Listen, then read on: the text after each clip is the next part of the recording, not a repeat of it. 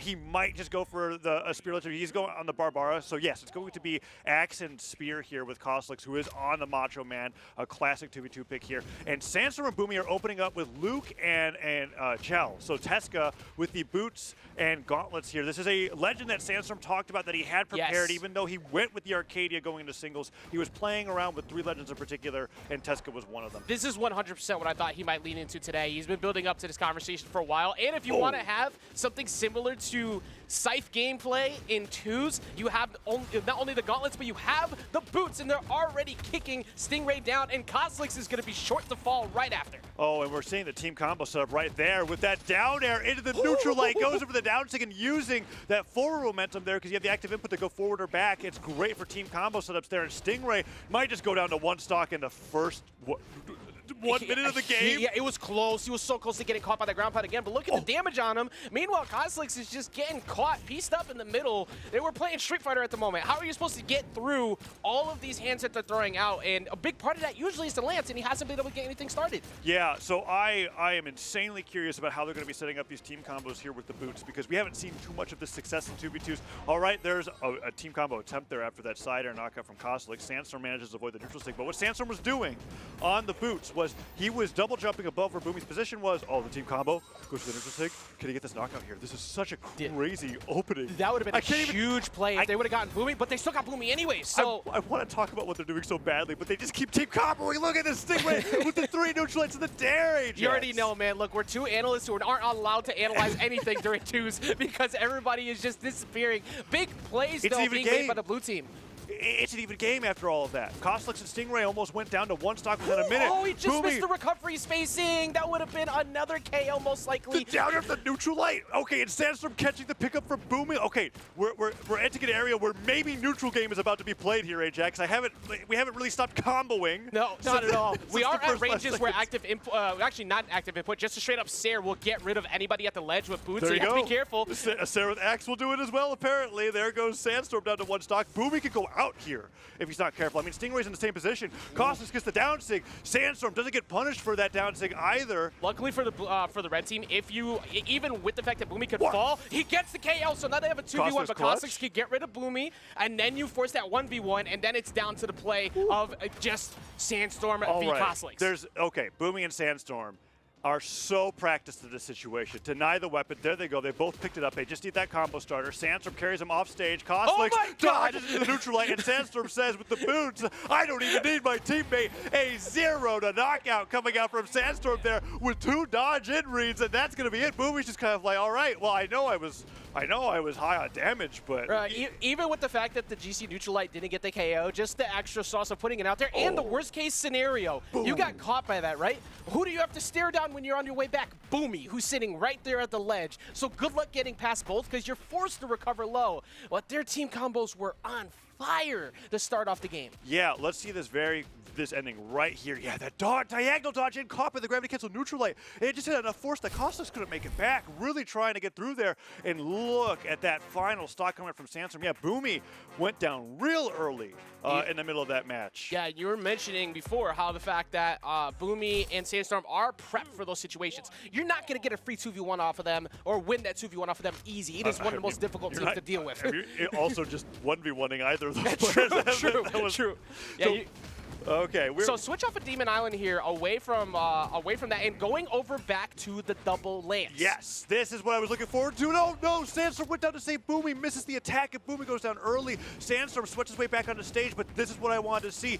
Basically, the only double lance that I truly feel like exists in any region in any of Brawlhalla. We are watching the best of the best here. Let's see what they've got prepared. Sandstorm can't kick his way back up to the stage. Sandstorm put the grill up a little bit too high trying to cook, and instead burnt his own feet trying to get back down to the ground. I love how he's cooking with his feet. Why are you cooking with your feet? That was the problem in the first place. Right? Exactly. Right now, Boomie is also taking a lot of damage again. It seems like the lances are doing much better, but also they're getting a lot of good straight hits on them.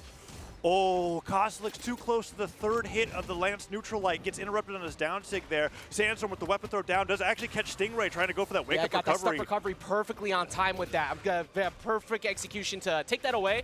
The red team is suffering heavy. Cosolix chasing, and that's a double KO essentially from both sides.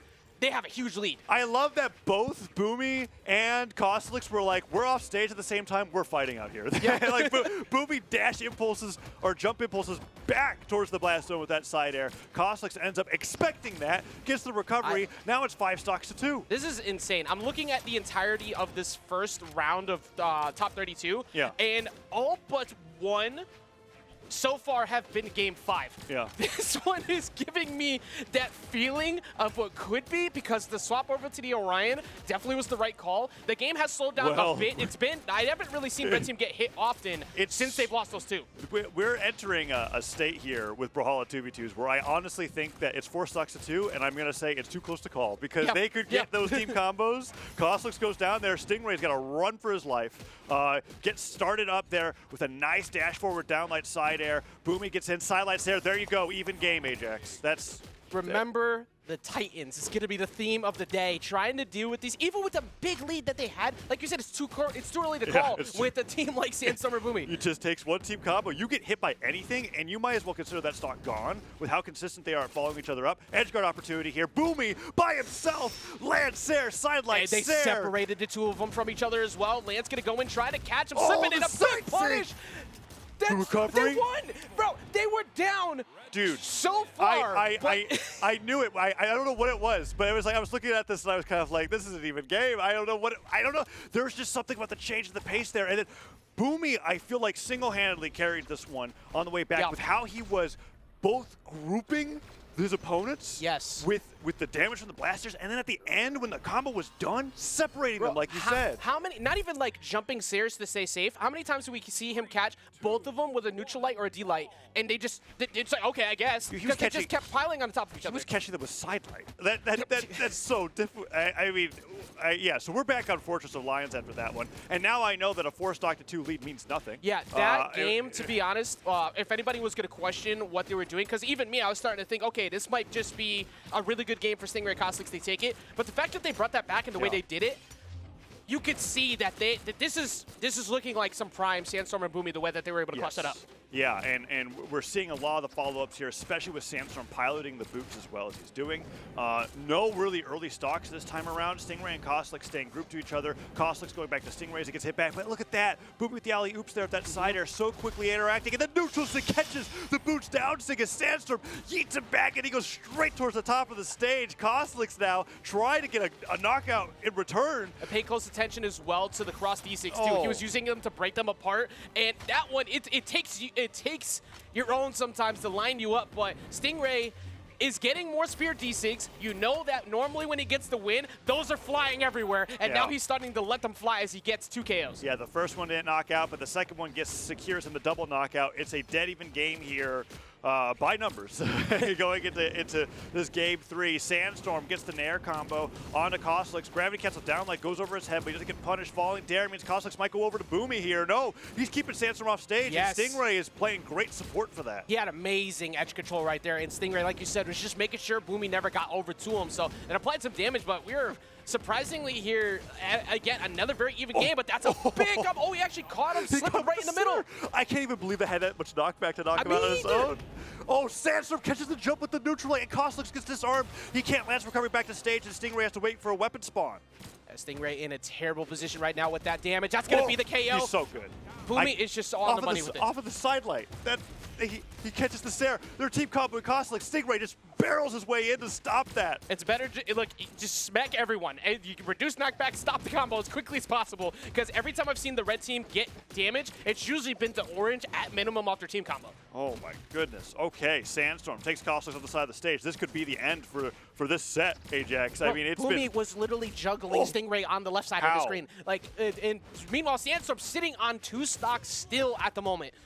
Okay, so if they could get Boomie here, there's a chance, but Sandstorm goes over that recovery. Not enough knockback on that to be knocking out, but a Sayre on the blasters or the boots, honestly, at this point will do it. Stingray still living. Gravity cancel pivot down, so it gets through. That's Cosolix at the top of the stage. Stingray sidesing straight to the center, and that neutral light not followed up by Sandstorm means Stingray has one more chance. Double sidelight recovery, and that's the Sandstorm on the gauntlets that you know and love. With a 3 stock in game number 3, they in quick fashion take a 3-0. And as many cliches as possible, the The hands were rated E for everyone, and those boots were made for talking because he was actually letting them know. Yeah, I'm switching it up. They let them know that after that game 2, I'm trying. Okay, you gotta mix it up. Keep going. After that game 2, I thought that there was a good shot we might see a really close set, and then all of a sudden they brought it all the way back. Stinger and Cosolix were looking good at points, but the double lance wasn't enough to break them up. I feel like anytime they did whiff, did you see how much damage they were getting on them? The 504 applied on the boots, and Boomie's accuracy with blasters. I mean, history just repeats itself. Yeah, that was fantastic. Boomie, interestingly, in having a rather poor second stock in all 3 of those games, where he was going down very quickly, but then just bouncing right back to be able to finish those games off. Really well played coming up from Boomie and Sandstorm. And man, that was a match to behold. I'm like bummed out that it's only a best of 5. I'm actually, I've never said that before. Can we go like a best of 9 just for that one? Okay. No, we got to eventually be. Stingray and Cosolix are looking really good. I do want to say that the only reason why I even doubted that.